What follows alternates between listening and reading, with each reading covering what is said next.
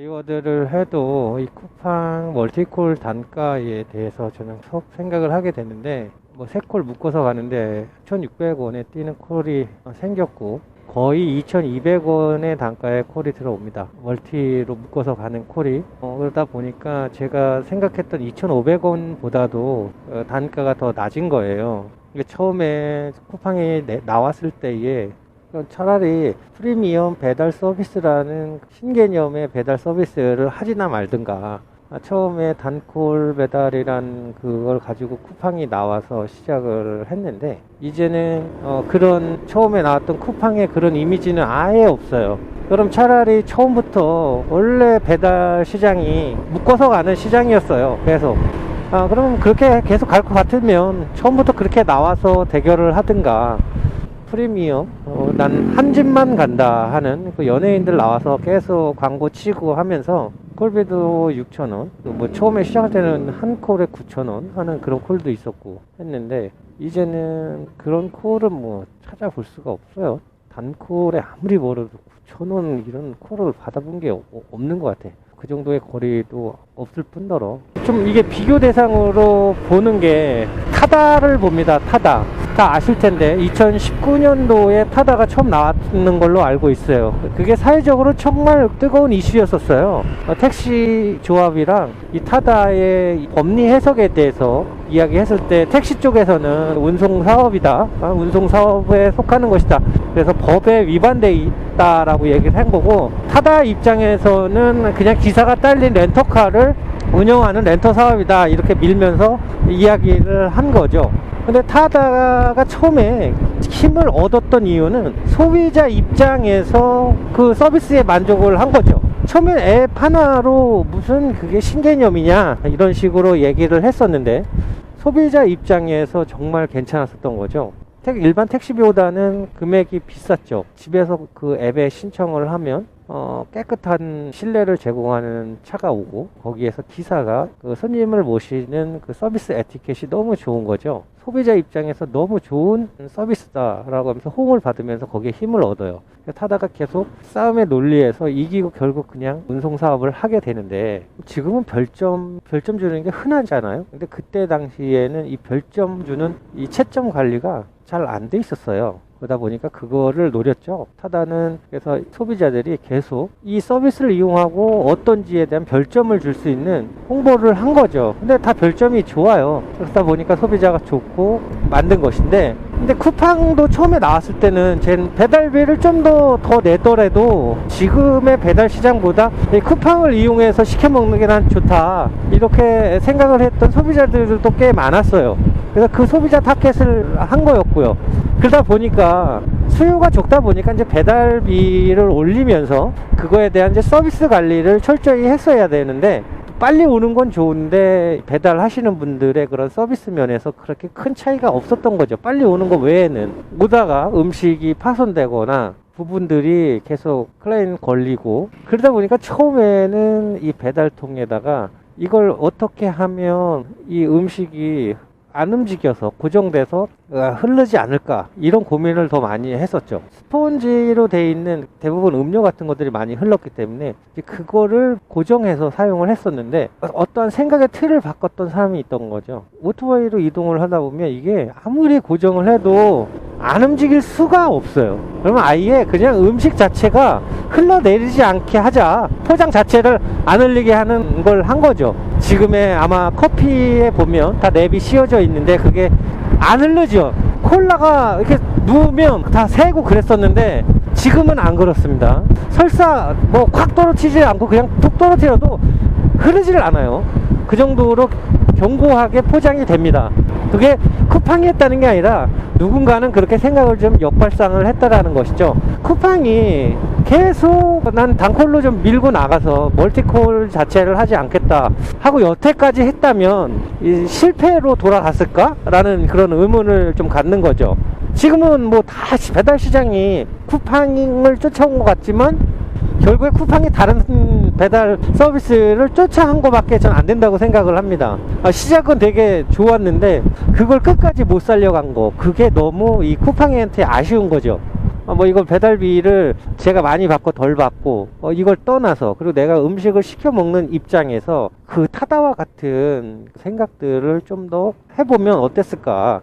배달 라이더들 관리라든가부터 해서 체계적으로 프리미엄급 배달 서비스를 할 수 있는 뭔가를 했다 그러면, 이렇게까지 이 배달비가 내려가고 그 멀티콜을 묶어 가는데 2,200원에 실려서 보내야 하는 이런 치킨 게임까지 가진 않았을 것 같다라는 생각을 하는데, 이건 뭐 제 입장인 거고 배달하는 입장인 거고, 어떻게 보면 택시 같은 타다로 다시 돌아가서 이야기를 해보면, 이제 택시는 솔직히 국가에서 인정해 준 거죠. 보증을 해준 거죠. 택시를 하려고 하면 택시 운전 면허를 할 수 있는 그 자격을 해야 되거든요. 시험을 보고 교육을 이수해야 택시를 할 수 있는 자격증이 나온단 말이에요. 그렇기 때문에 택시 입장에서는 우리는 국가가 인정해주는 그런 사업이다, 이런 얘기인 거죠. 그러니까 신뢰라는 거죠. 내가 어떻게 해도 이 택시에서 문제가 생기면 그 자격증을 내준 게 국가기 때문에 국가를 신뢰하고 믿고 택시를 이용하라는 거죠. 다른 나라에 가서 그냥 멀뚱히 서 있는데, 내가 히치하이킹 말고 그냥 서 있는데 누군가가 와서 차를 타라고 하면 그 차 타기 되게 불안하잖아요.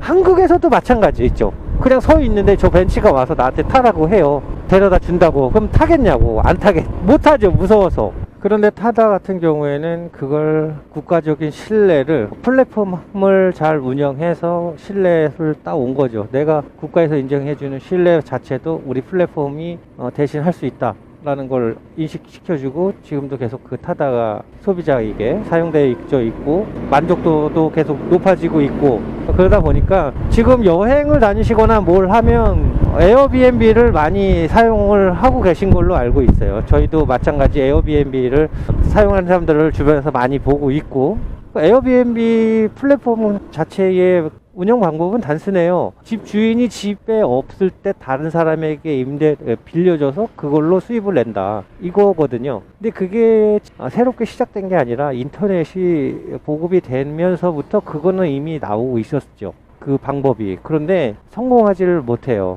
알고리즘은 똑같아요. 주인이 없는 집에 가서 내가 이제 묵으려고 갔다가 봉변 당하는 일도 있었고, 또 반대로 렌트해서 들어가서 지내다가 다 털어가지고 나오는 일도 벌어지고 하다 보니까 사이에서 벌어지는 그런 논쟁들이 있잖아요. 사건들이 해결이 안 되는 거야. 누가 보장해주지를 못하는 거예요.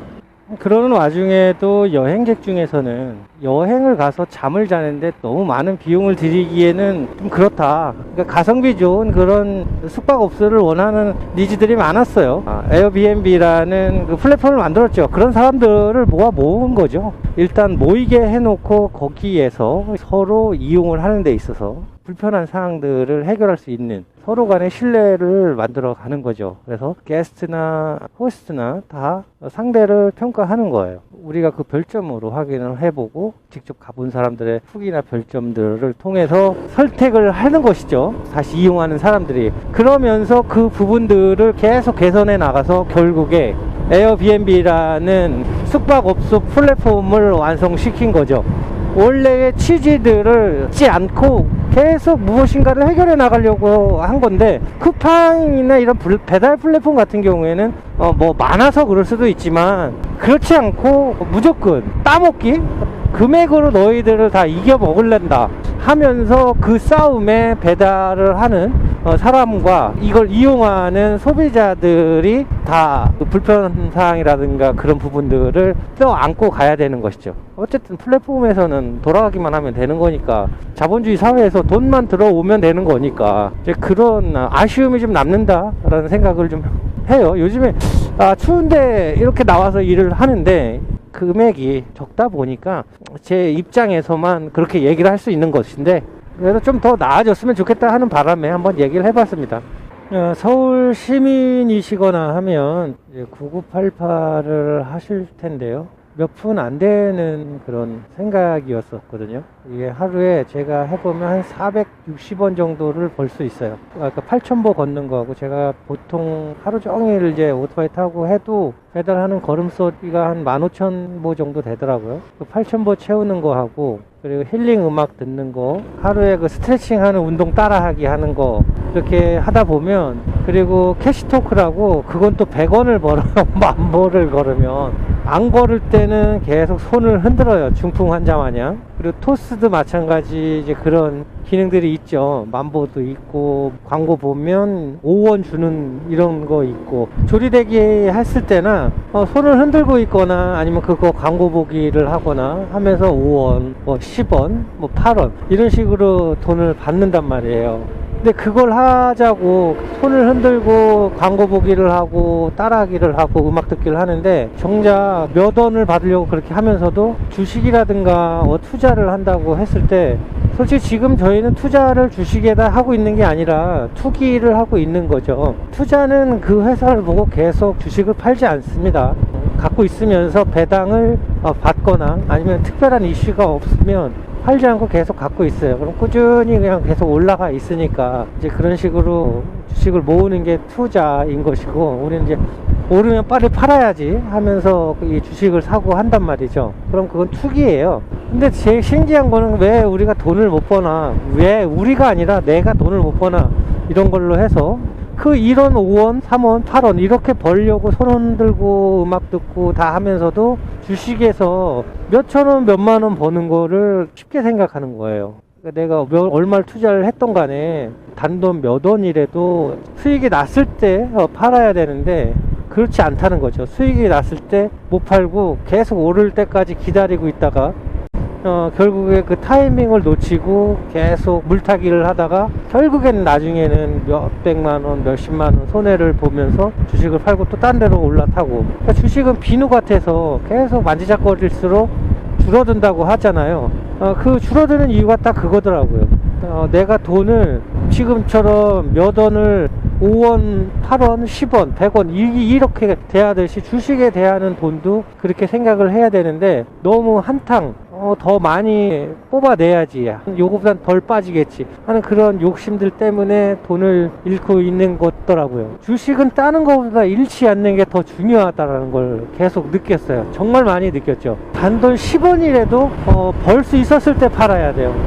손절을 한다고 하죠. 그럼 아예 떠나든가 하는데 다시 들어오죠. 그 손해본 것만큼 더 이득을 챙기려고 하다 보면 더 기다리게 되고 더 큰 손을 피게 되고 돈을 따시는 분들도 있겠지만 잃는 분들이 많으시니까. 근데 그 이유가 그거인 것 같더라고요. 투자하고 재테크하고 할 수 있으니까 누군가는 버시는 분들도 있으니까 그 진짜 돈의 가치를 대하는 거는 내가 손을 흔들면서 5원을 받는 거하고 주식을 해서 5원을 버는 거하고 같다라고 생각을 하면서 돈을 대하지 않으면 절대 돈을 따는 거 둘째치고 잃지를 않는다는 거죠.